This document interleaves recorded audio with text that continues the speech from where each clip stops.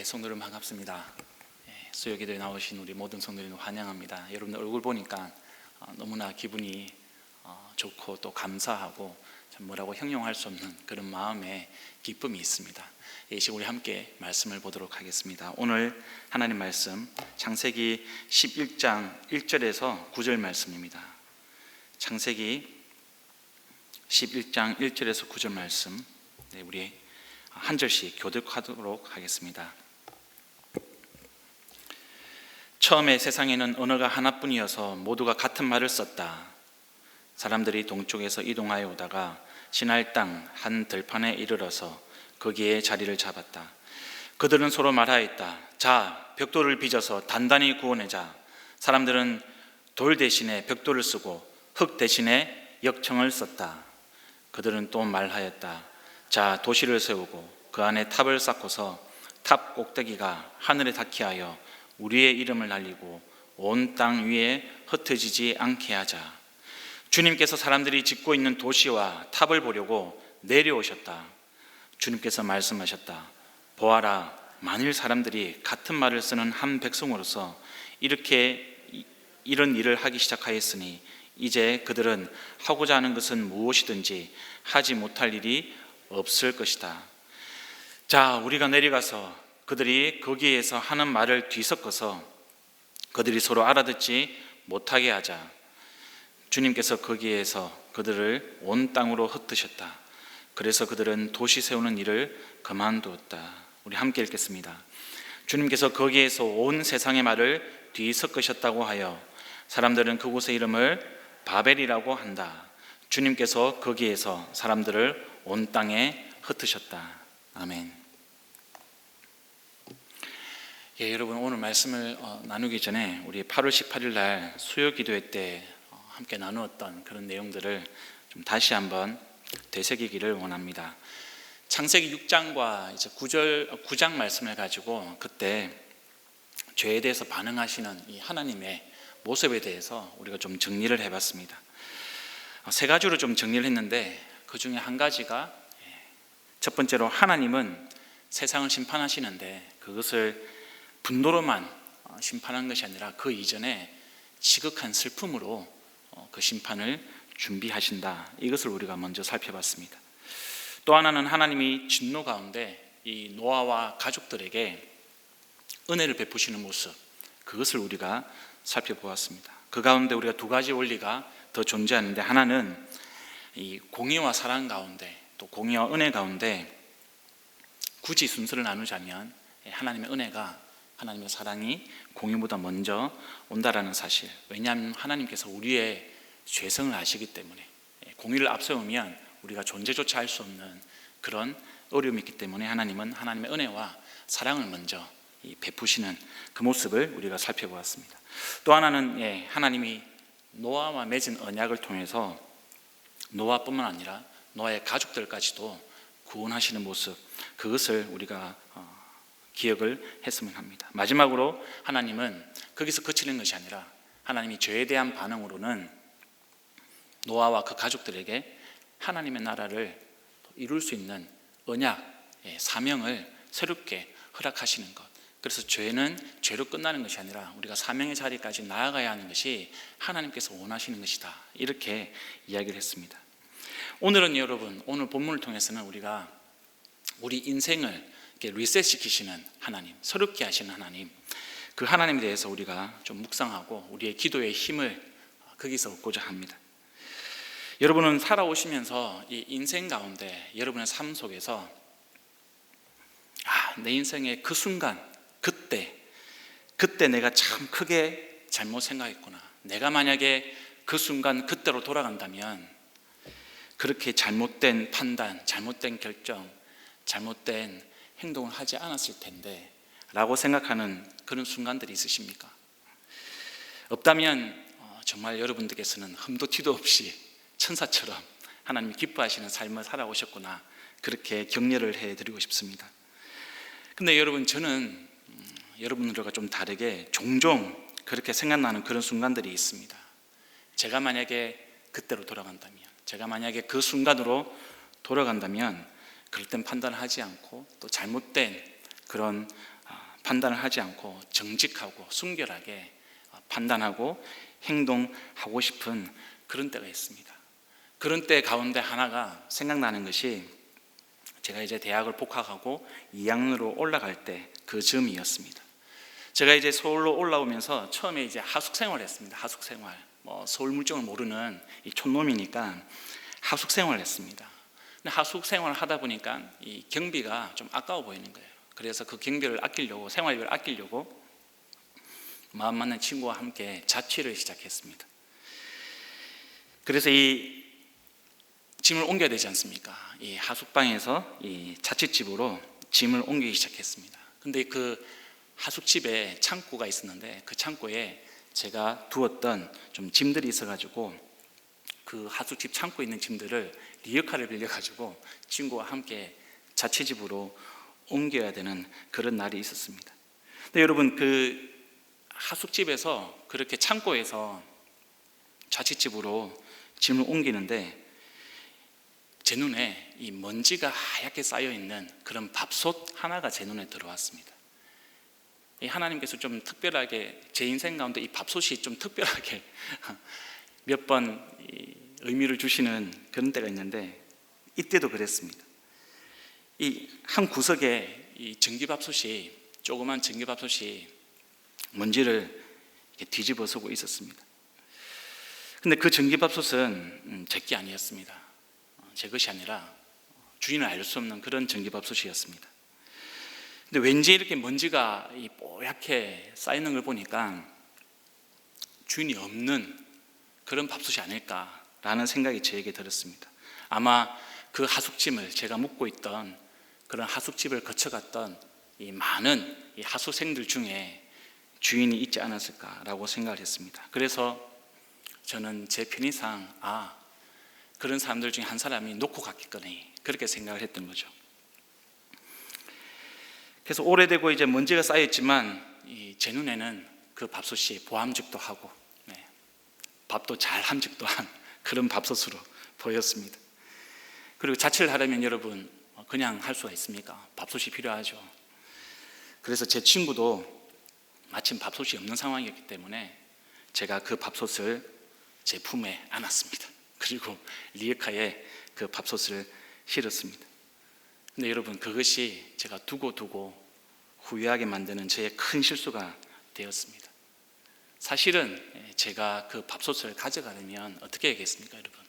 하숙집 아주머니에게 물어보든지, 또 저와 함께 하숙을 하던 이 많은 사람들이 있었는데 그 사람들에게 물어보든지 그렇게 먼저 확인을 해야 되지 않겠습니까? 근데 저는 확인을 하지 않고 그냥 어련히 먼지가 많이 쌓였으니까 주인이 없겠다 생각을 하고 그 밥솥을 이제 가져갔던 겁니다. 근데 얼마 후에, 그때 이제 삐삐를 차고 다니는 시절이었거든요. 휴대폰이 아니라 제 삐삐로 친구한테서 연락이 왔습니다. 그 하숙집에 같이 살고 있던 친구였습니다. 제가 이 공중전화 박스에 가서 전화를 했습니다. 그랬더니 친구가, 동원아, 너 혹시 창고에 있던 밥솥을 들고 갔냐 네가? 물어보는 거예요. 그래서 내가 가져왔다 이야기했습니다. 근데 그 친구가 다급한 소리로, 야, 그 밥솥 누구 선배 밥솥인데 지금 그 선배가 난리가 났다. 지금 화가 많이 나서 그 밥솥이 없어졌다고. 너 빨리 그 밥솥 제자리로 갖다 놔야 된다.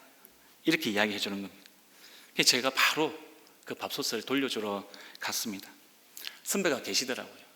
제가 그 선배한테 미안하고 또 머쓱하니까 제가 웃으면서 미안하다고 그렇게 이야기를 했습니다.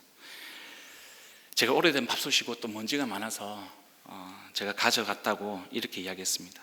그럼 제가 그냥 부드럽게 좀 넘어갈 줄 알았습니다. 근데 그 선배가 정색을 하면서, 야, 주인이 없으면 네가 가져가도 되는 거냐? 그리고 너는 지금 웃음이 나와? 내가 지금 상당히 기분이 나쁘다. 웃지 마. 이렇게 이야기하는 거예요. 저도 그 화를 역정같이 내는 그런 선배의 모습에 당황을 했습니다. 그래서 그 선배에게 거듭거듭 미안하다고 머리를 조아렸던 그런 기억이 있습니다. 지금 생각을 해도 참 부끄러웠던 순간입니다. 특히 부끄러웠던 건요, 그 형을 비롯해서 그 선배를 비롯해서 그 하숙집에 있던 사람들이 제가 기독교인이라는 거, 크리스찬이라는 거 다 알고 있었거든요. 그게 참 부끄러웠습니다. 그래서 제가 만약에 그때로 시간을 돌이킬 수 있다면 제가 밥솥을 가져오지 않든지 아니면 확인을 하고 가져오든지 아마 그랬을 것 같습니다. 아마 여러분들도 인생을 살면서 저처럼 이렇게 바로잡고 싶은 그런 과거의 순간들이 아마 있었을 겁니다. 그래서 여러분, 우리 종종 인생에서 이렇게 행한 과거의 잘못들을 바로잡을 수 있는 그런 리셋 버튼이 우리한테 있으면 얼마나 좋을까, 이렇게 생각하는 경우가 있습니다. 근데 여러분, 오늘 이 본문을 읽다 보면, 이 창세기를 읽다 보면 우리 하나님이 이렇게 인간의 연약함을 아시고 우리 사람들에게 리셋의 기회를 주시는 것을 우리가 발견할 수가 있습니다. 이 노아와 대홍수 사건도 마찬가지입니다. 인간들에게 주시는 일종의 리셋의 기회이기도 한 거죠. 심판인과 동시에 사람들을 새롭게 하는, 인간 세상을 새롭게 하는 그런 하나님의 마음이 담겨져 있는 겁니다. 저와 여러분이 만약에 노아라면 이렇게 대홍수를 맞이하고 끝나고 난 이후에 어떻게 반응했을까? 죄에 대한 하나님의 어떤 분노와 심판, 그 가운데서도 나와 나의 가족을 보존해 주시고 돌봐주시는 그런 하나님의 은혜를 경험하고 또 복의 언약을 다시 받으면서 뭔가 새로운 결단을 하지 않겠습니까?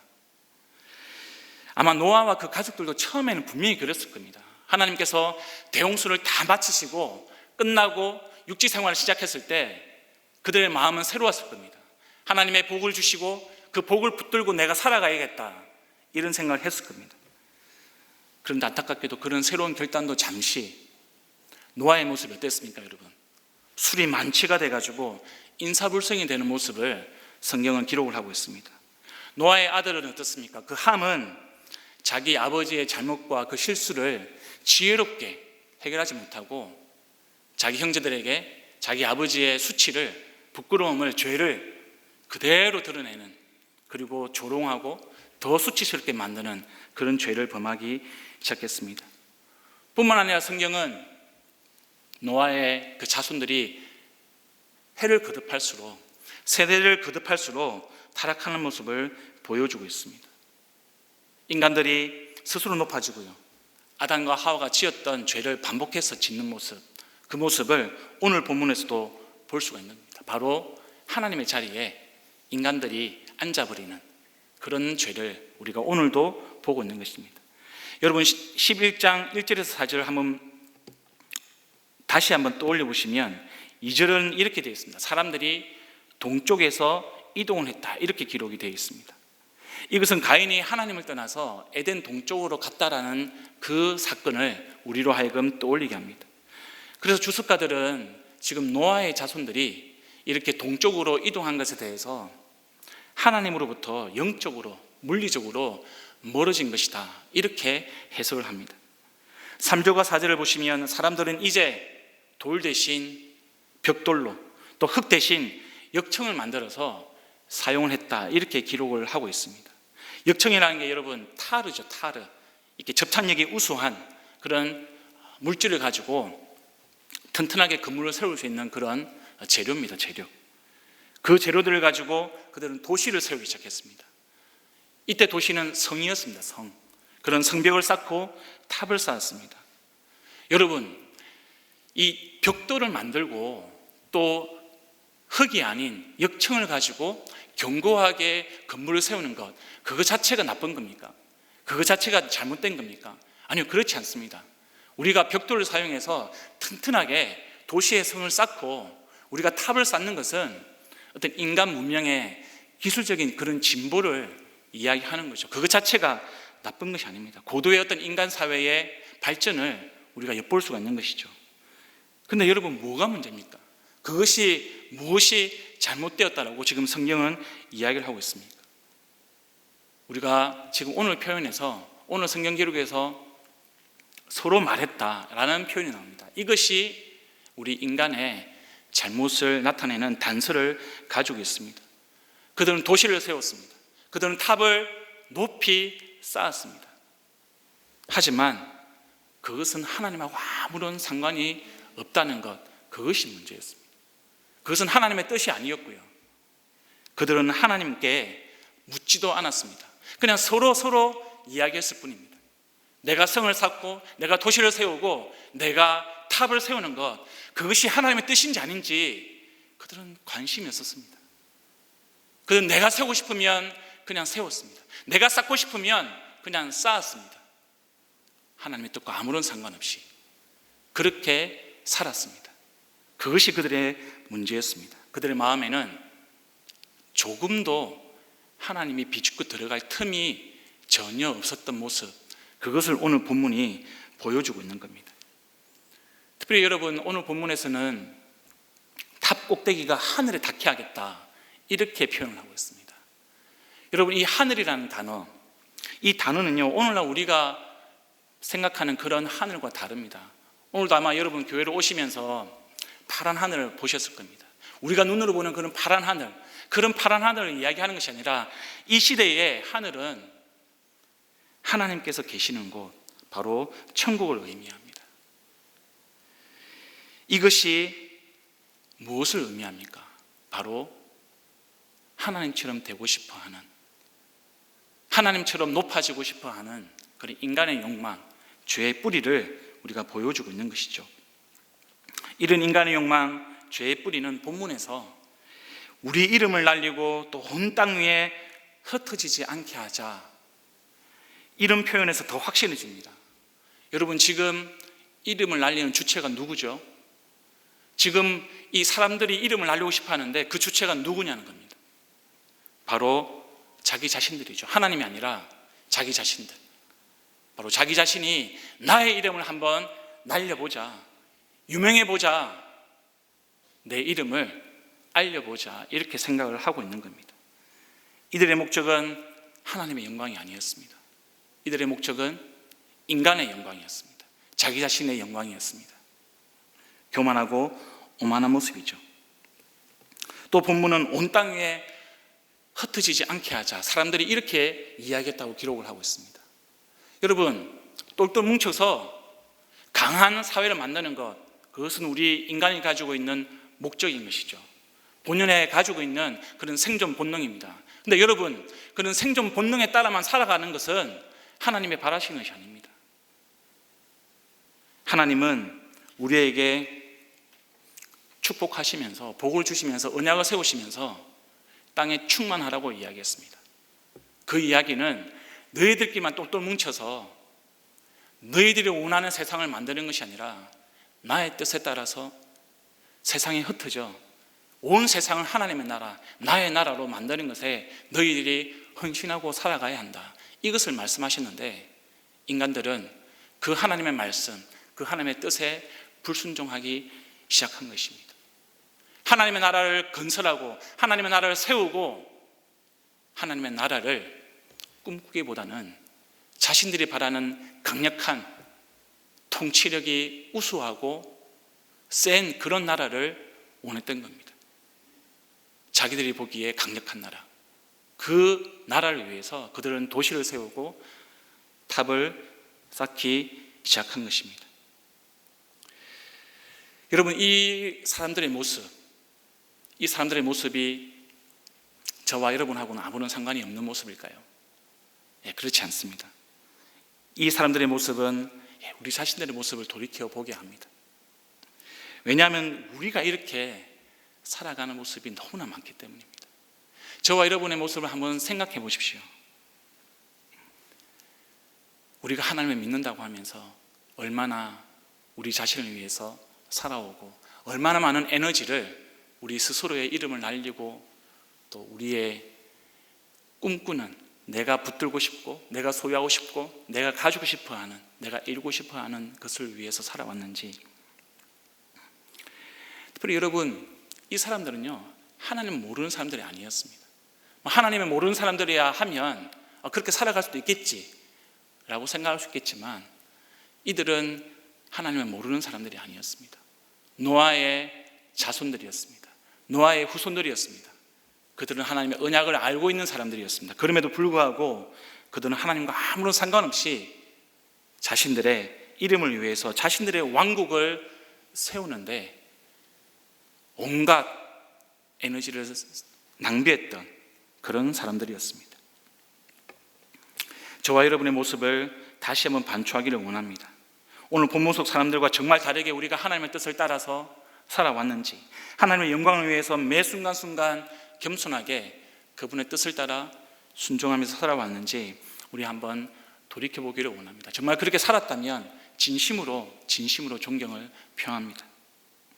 그리고 앞으로도 그렇게 변함없이 살아갈 수 있기를 축복합니다. 그런데 여러분, 그것이 아니라면, 하나님의 뜻과 아무런 상관없이 우리가 인생을 살았다면, 하나님을 믿는다고 하면서 우리가 인생의 크고 작은 문제들을 결정할 때 정말 하나님의 뜻과 아무런 상관없이 내가 이야기하고 싶은 사람과 대화를 하고 상의를 하고 결정한 것은 아닌지 우리가 한번 돌이켜보기를 원합니다.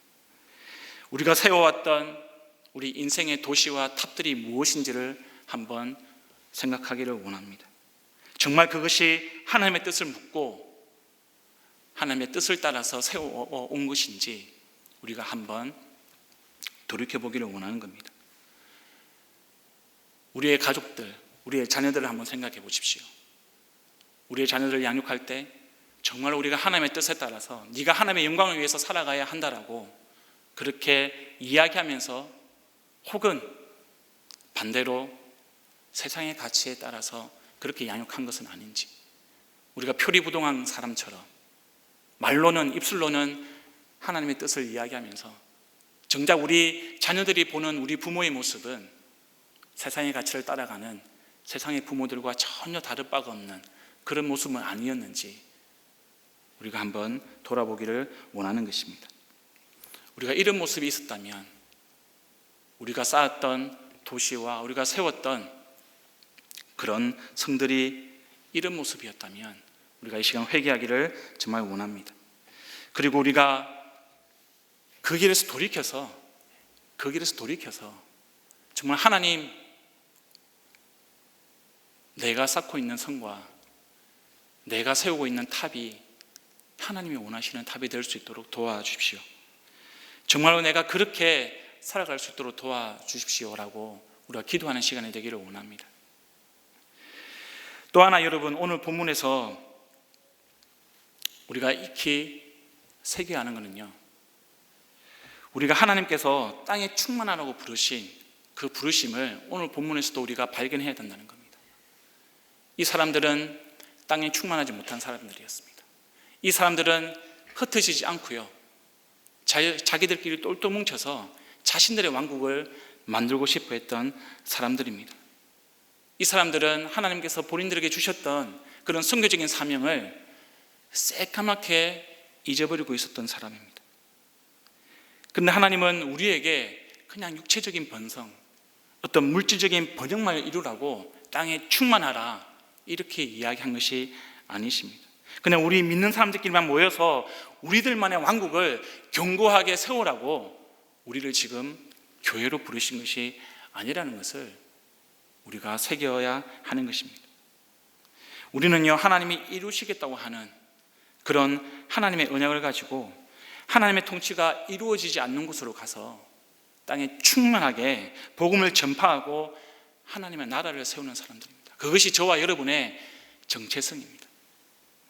우리를 부르신 삶의 현장 가운데 우리가 세우는 도시와 탑이 아니라 하나님께서 세우고자 하시는 그런 나라, 그것을 우리가 충실하게 하나님의 뜻에 따라 세워갈 수 있는 그런 저와 여러분이 되기를 주님의 이름으로 축복합니다.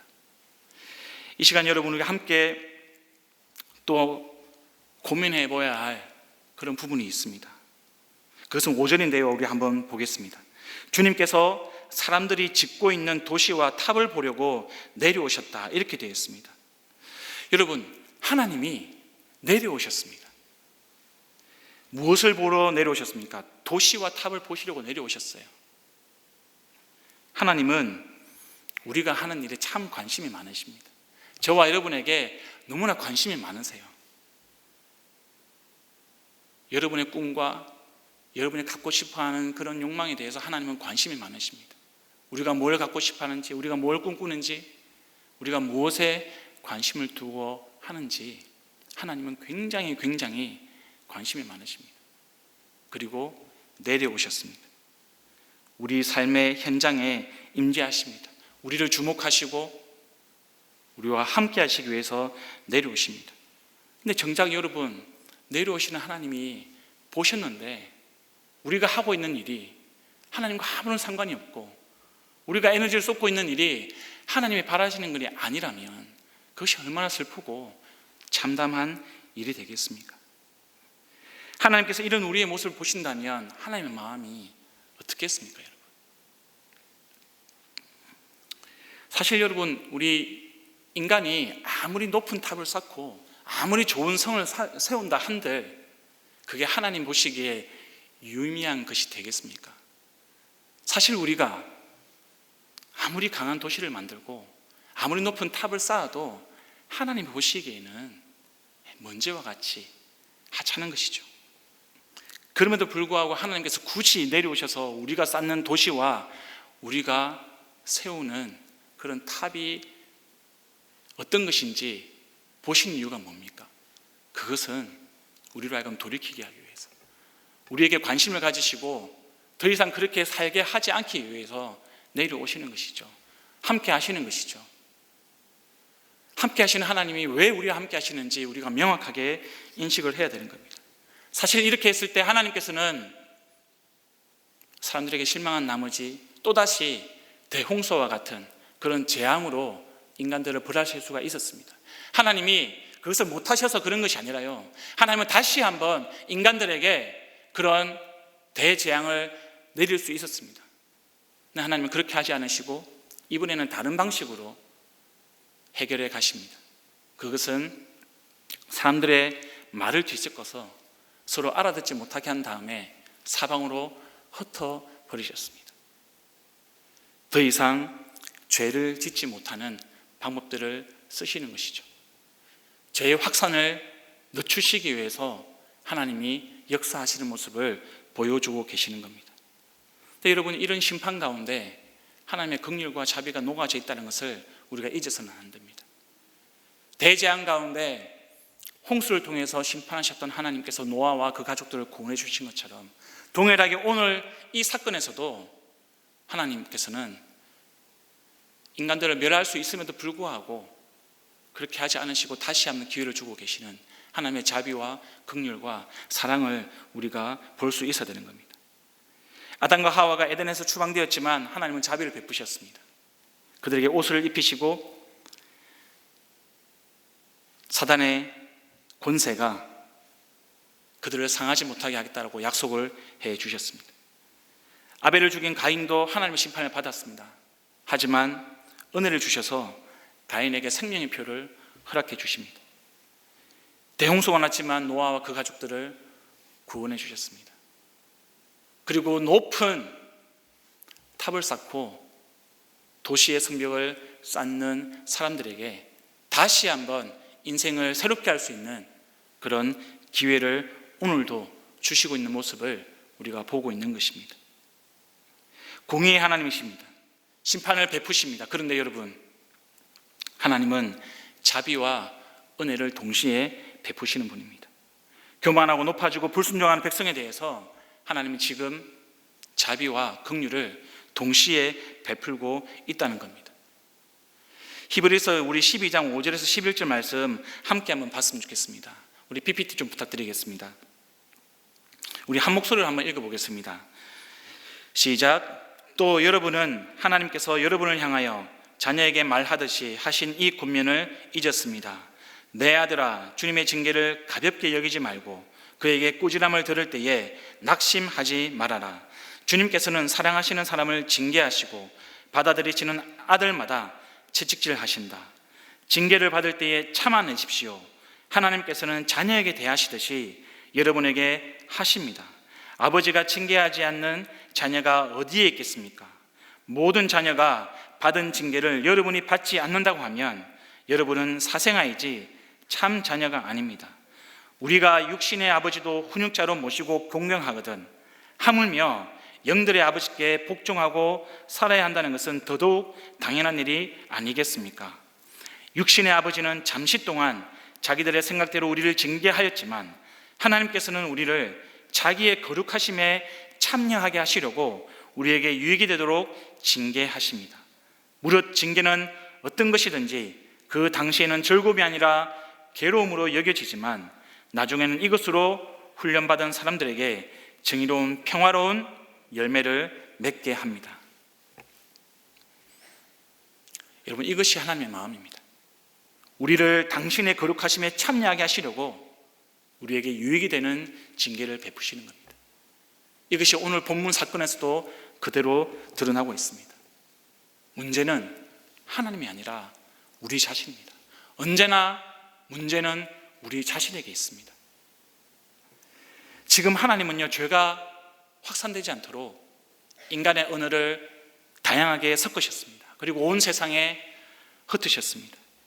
사람들이 세우던 도시는 더 이상 세울 수가 없게 되었습니다. 사람들의 시각에서 보면 좌절입니다. 실패입니다. 그런데 여러분, 하나님의 시각에서 보면